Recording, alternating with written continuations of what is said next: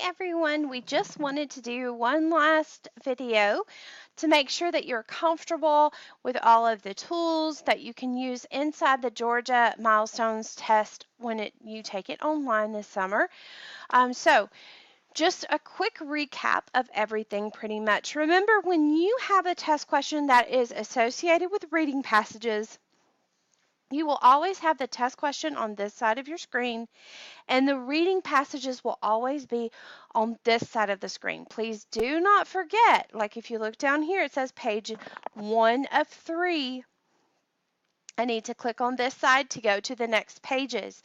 To go back and look at the pages that I've already read, I'm going to click on this side.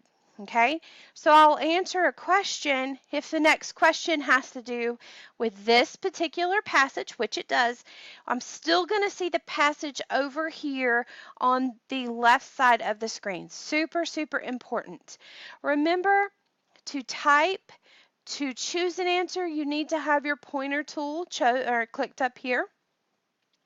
You can use your highlighter tool to highlight things on the passage that you might want to include in your answer or want to go back to as you remember things.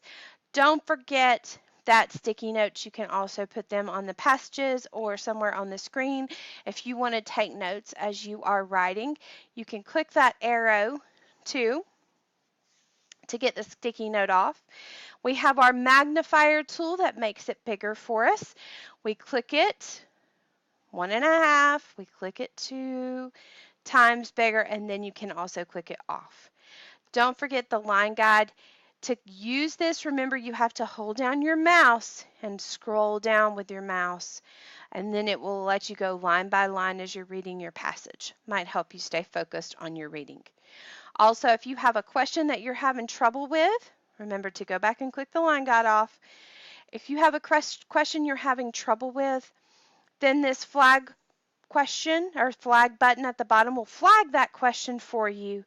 You'll see that you have flagged the question up here in your overview. When you see right here, we're on question 7. I can pull this arrow down and see how many questions in the test I actually have and how many I have flagged that I need to go back to.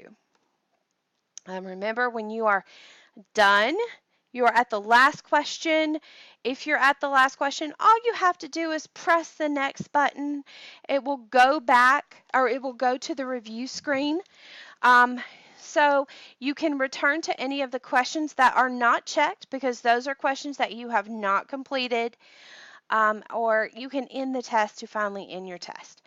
Make sure, guys, this is super important. One thing we did see a lot during testing is students finishing these tests really super early. You don't need to do that. You have 60 minutes per section in this retest of the language arts part, the 3rd grade language arts. 60 minutes. That's 1 hour.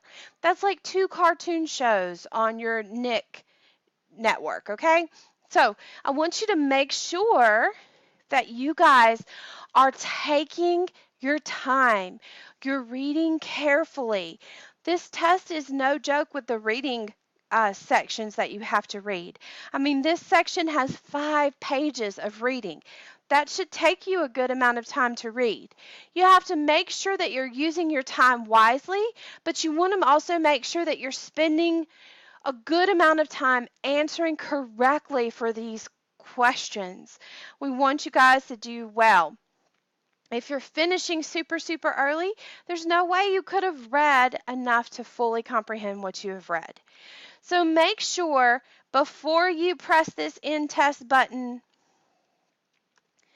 that you can tell yourself that I have read, I am ready, I know in my heart that I did well, and I'm ready to go to this next section of the test.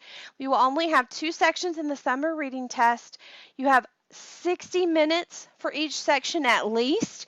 You can have up to 75 minutes, so that is plenty of time to really take your time and do well on this test. We can't wait to see your improvement. We know you've worked hard this summer, and we are so super proud of you all. Thanks for watching, and we'll see you in class.